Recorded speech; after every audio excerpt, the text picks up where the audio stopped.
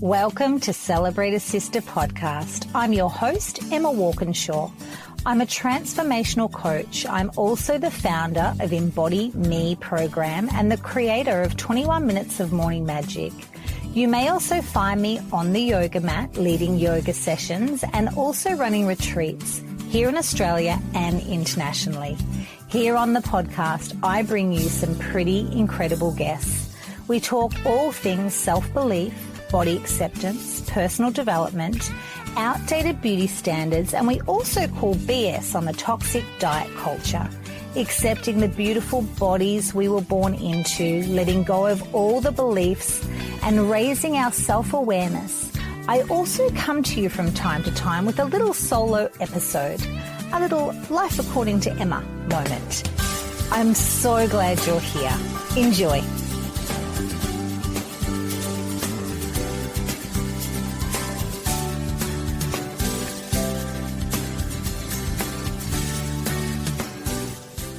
Welcome to this week's episode of Celebrate a Sister podcast. I'm your host, Emma Walkinshaw. I am so happy you found me. This podcast is for women who are asking the same question a lot of my clients have asked me, and a lot of my friends in my inner circle have asked me, and it's been a hot topic. So I've come up with some little shifts in mindset and perhaps some ideas to have you ponder and think about. So the question that I get asked a lot as a body confidence coach and as a mid-size yoga teacher and the work in my group coaching program, Body Love Bootcamp, when women come into this and they're thinking about joining me, this is the question that I get a lot. If I accept myself and be all body positive and body acceptance, am I just adding to the delusion that it's okay to let yourself go and eat whatever you want and never ever step foot in a gym again? This is very far from the truth of being in a place where you are accepting your body or looking at bodies in a really positive way. This is the mind shift that we need to start to break down. How is it that I think if I'm going to accept my body and I am going to be really kind to myself, that I am being delusional and letting myself go, which is exactly what I have heard so many women say to me. So women have said to me, it really is, if I'm just going to accept where I'm at, I'm letting myself go. This is a really big fear in women, that if I stop trying to improve myself, so we often have equated going on a diet as improving ourselves. And yes, I mean, that's partly true, perhaps. Going to the gym and movement is perhaps, yes, a way of self-improvement. But if you are accepting where you're at, that is not letting yourself go. Many women equate body acceptance with complacency and a lack of self-care, which that is not true. A new perspective around body acceptance isn't about giving up. It's about starting from a place of self-respect, which fosters healthier and more sustainable habits. So if we're starting from a place of shame and thinking that we've just let ourselves go, or we're starting from a place of self-respect, which is, how would I act if I respected myself, as opposed to how would I act when I absolutely think that I am a disgrace and I've let myself go.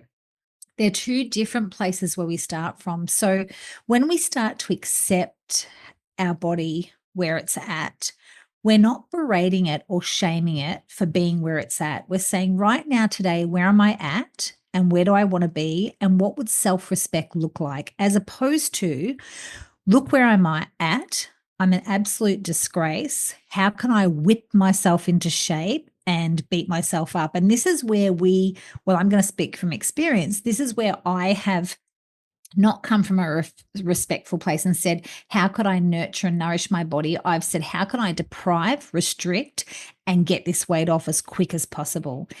Now, in my years of wisdom and the work I've done, I know that I will never let myself go.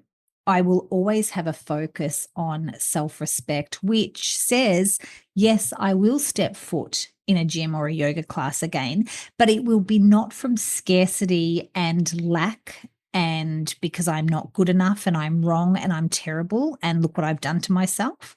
It's from a place of this beautiful body loves to be moved. This beautiful body loves nothing more than a strong yoga class. This beautiful body deserves to be nourished, as opposed to feed her what someone else has told you she should be eating. Like the example when I was on Jenny Craig, there was nothing respectful and empowering for me, Emma, eating Jenny Craig food. It was prepackaged. It was dead food. But I did that because I needed to come from a place of lack, which was whip her into shape as fast as you can, as opposed to now, how can I lovingly move her, shift her mindset, and nourish her? The other thing that I hear when I work with women is feeling conditioned to strive for an ideal. I've been taught that my worth depends on how I look. And this is definitely what I've been taught. As sad as that is, there's a part of media, magazines that have obviously absolutely subliminally and amplified this, that if we are not beautiful, thin, fit, ageless, we are not desirable. So women will often come to me and say, I feel like I'm past my use by date. We often hear that women in midlife and later feel invisible. That is not true. We are not invisible. We are not past our use by date. Yes, we're in a different phase and a new stage of life, but it's about questioning the generational messaging that we have had that has said literally our worth is in our weight. You know how if you're worth your weight in gold? Literally our worth is weight. And if that were true, I would be worth a lot.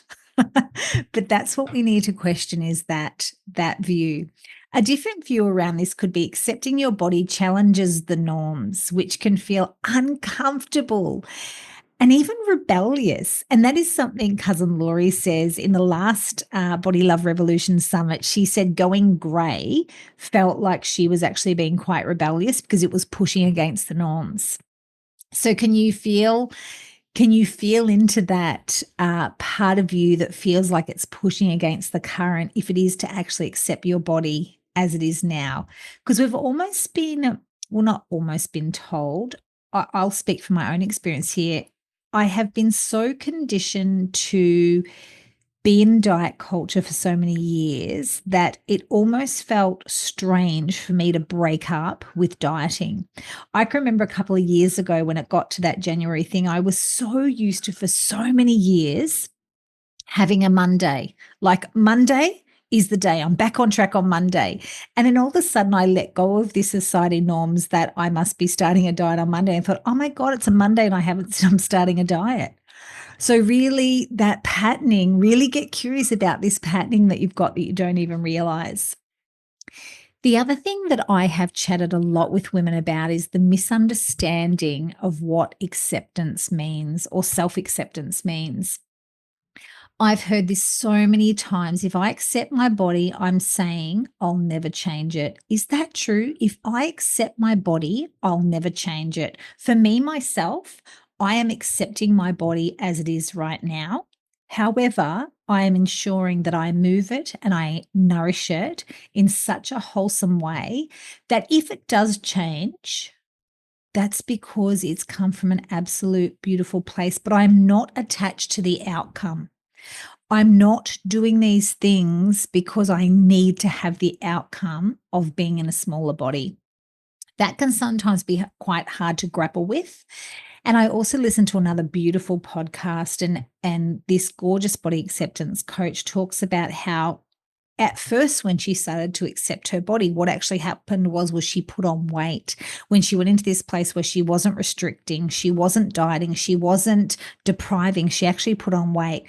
But what's happened now is there's been this beautiful equilibrium that has happened for her. And I've watched this and it's been beautiful to watch her. There's been no focus on diet, even though there was initially a little spike in her putting weight on. But I look at her now and she's an absolute picture of health. She's accepted her body, but she has not let herself go. She has intuitively eaten to nourish. She moves her body beautifully and she just looks so joyful because she's living life to the fullest. She's not distracted and her energy taken up by the next diet, the next restriction, saying no to function, saying no to going out to dinner because you can't accept the body you're in and you need to restrict and deprive. So that is another question I want to ask you. What does acceptance mean to you? What does it mean? Acceptance is about embracing where you are now while being open to growth, change, or improvement. Motivated by love, not shame. I'm going to say that again. Acceptance is about embracing where you are now while being open to growth, change, and improvement, motivated by love, not shame. Again, you are never going to shame yourself into a thinner body. It comes from a place of care. That's what it is. The other thing that I hear women say is, how can I accept my body when everyone else seems to be striving for perfection? Or how can I accept my body when everybody else around me is doing all these diets and having success? Can I accept my body when I'm not on the crazy diet train? Can I still accept myself? Often it's often a feeling of I'm not doing enough as well. I hear a lot of my clients say that if I'm going to lean into this accepting myself, then I compare myself and it's feeling of, well, I'm not really doing enough. Am I just accepting where I'm at? The belief there could be women often feel pressured to conform to societal standards or compete with others. And this just perpetuates social media and advertising saying that if I'm not on the diet train or I'm not on that train, I've just let myself go. The reality is body acceptance is deeply personal and it isn't about measuring up to others. It's about finding peace in yourself. And I love the whole PB, personal best. This is about me being the best picture of health that my body is. And the self-respect thing too isn't like you've heard me say it before, probably you've heard me say it before. I do find self-love a massive stretch, but I find self-respect achievable when it comes to body acceptance and body positivity. And I almost think of it like the child-parent relationship. When you are parenting a child, you are often making decisions for that child that they're not going to like because you're not their friend, you're their parent. So you're making decisions they don't like. You're often guiding them, and it can be, I don't want to say, well, I do want to say it's a little bit of tough love sometimes, knowing that I remember when my boy Sonny was around 16 and we had a few little things come up with him. And I remember looking at Brendan, my beautiful husband, and saying to him, do you know what? It's really, really hard to parent. It's so much easier to dig my head in the sand around this and let him game all through the night to early hours in the morning and to do all these crazy things as opposed to enforcing it. I wanted to tap out of my parenting and just let him game his head off, but that was not the most loving thing to do for him. I had to parent up, and with Husboss, we had to parent up. It was hard, Sonny. You want them to be your friend; they're not your friend. You have to make loving decisions for them. So I think of self-respect in this way. You are loving up on your body. And if you were to not be in the self-respect, maybe you would go, let it go. It's okay for me to eat a packet of chocolate biscuits and not move my body and walk 1,000 steps today. Self-respect looks like you loving up, and the example of parenting up. You're actually respecting up on your body and saying, do you know what? I respect you so much that I'm going to walk you today. I'm going to water you. I am going to give you some really good rest. And I'm going to treat you like a goddamn queen. What would a queen eat? What would a goddess eat? Where would a goddess walk to? What class would a goddess go to? So it's think of yourself in that way. Not that you're parenting yourself, but in a way, maybe you are. Maybe you are parenting yourself. Maybe when you were a kid or a teenager, maybe your very well-meaning, loving parent or guardian didn't feed you with respect, or didn't honor you with respect. So maybe this is your time, and there could be a little bit of underlying stuff there for us to work through. As I'm talking through this now, I'm having my own little aha moments. So there's definitely something to look at for me there. The other point that is brought up for me a lot when I'm coaching women is internalizing fat phobia and weight bias. And I was talking to a friend the other day, and we were talking about the language and the things that are said, even when it's in jest. And she was talking about her ex-husband. And she was saying, whenever I was out with him, he would see someone overweight and say something about them. Like, oh God, I hope their shoelace doesn't come undone. They're going to be walking around all day with their shoelace undone, aren't they? Referring to the fact that they're too fat to bend over and tie their shoelace up. And would always be having, thinking it was humorous. And she said, what I started to think was, what is he thinking of me? What is he saying to me? And in actual fact, he did actually say to her, I don't find you attractive anymore since you've put weight on. And hence she is no longer in that marriage. But those examples that she gave, that's this internalized fat phobia and weight bias that we potentially could have and we don't realize. And, what was echoed at home? And this is an example here. What was the humor in the house? Was it around weight? And accepting our body, we will have that narrative somewhere in the filing cabinet that pops its head up. If I accept my body, people would judge me and I'll be unhealthy, could be the narrative you take on because you've heard that echoed through your house, maybe in your marriage, maybe in your friendship group, where humor has been used against fat people. Many people mistakenly link body size to health, value, and have a real stigma against weight, when we know that it's not necessarily true. I love there's a beautiful comedy skit that talks about skinny fat, the skinny woman or the skinny man, the skinny person that's actually so unhealthy, they're skinny fat. And often we hear lots of women talk about when they were the most, I actually was chatting to someone else the other day, a client, and she was saying that when it got to her 50th birthday, she went 6 months, lost this 12 kilos, was the thinnest, at her 50th birthday party. Everyone's going, oh my God, you look so amazing. Look how thin you are. And she said, it was the most unhealthiest I'd ever been. I was drinking like a fish. I was not eating properly. She said, I was off my brain. Even that, we've got this misconception, haven't we? So equally, the pendulum swings the other side. You can have someone in a mid-size or larger body that is healthy, that is actually possible. So start to really question, health comes in many forms, and body acceptance can lead to better mental health, which supports our physical well-being. Again, you cannot shame yourself thin. And our mental health too, when we are beating up on ourselves and caught in this constant, if I'm not watching everything I put in my mouth, I'm letting myself go.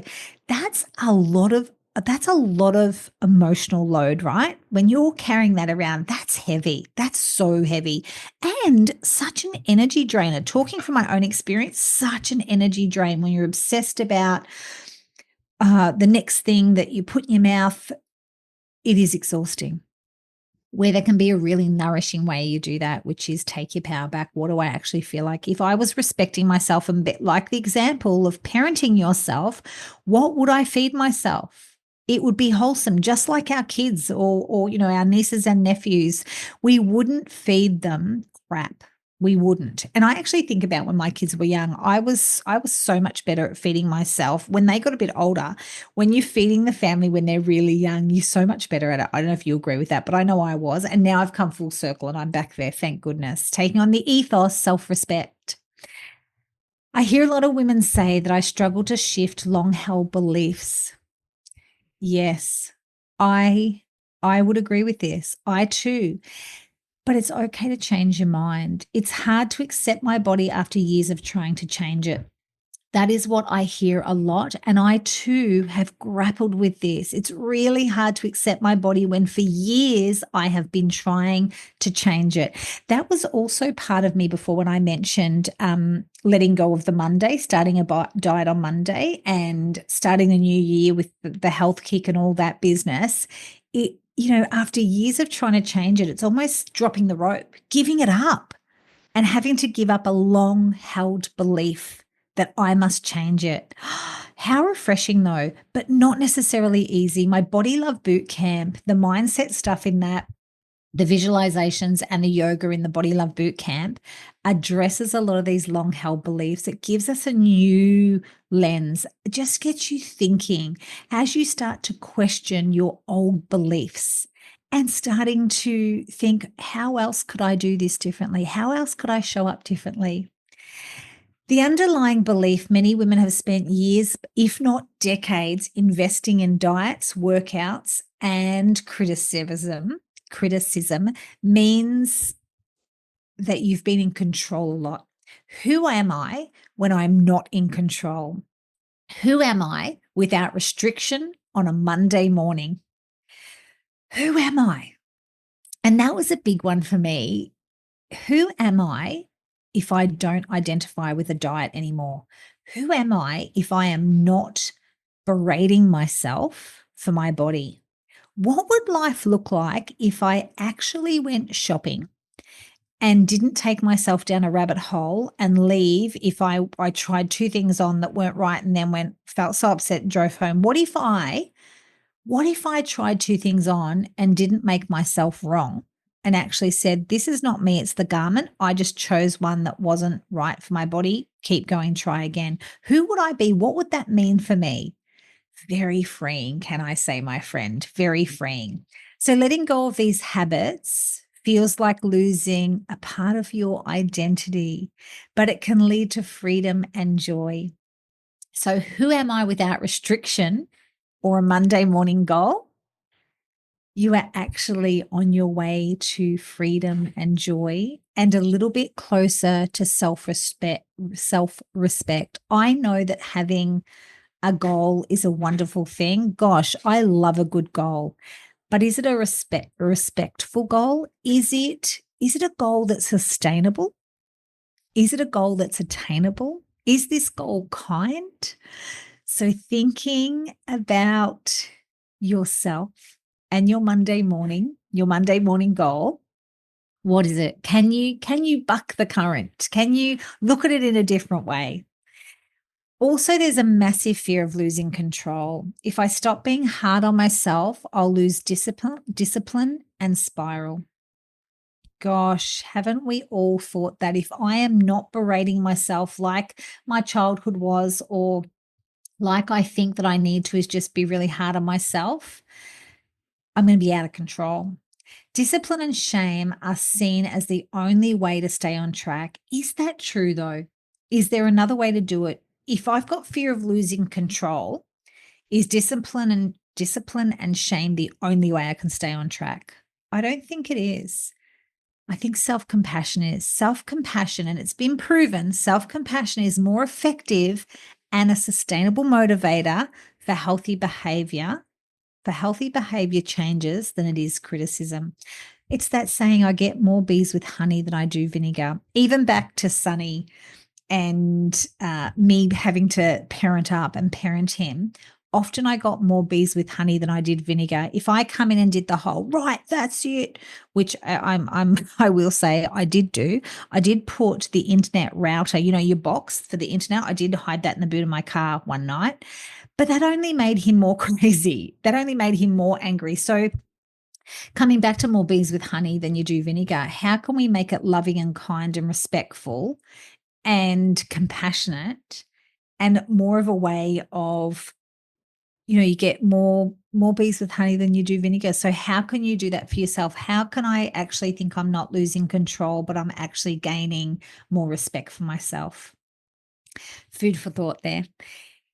Acceptance isn't about giving up, but about creating a safe foundation for self-respect and care for yourself. It's possible to hold yourself in high standard while being kind. The only person you need to compare yourself is to who you were yesterday.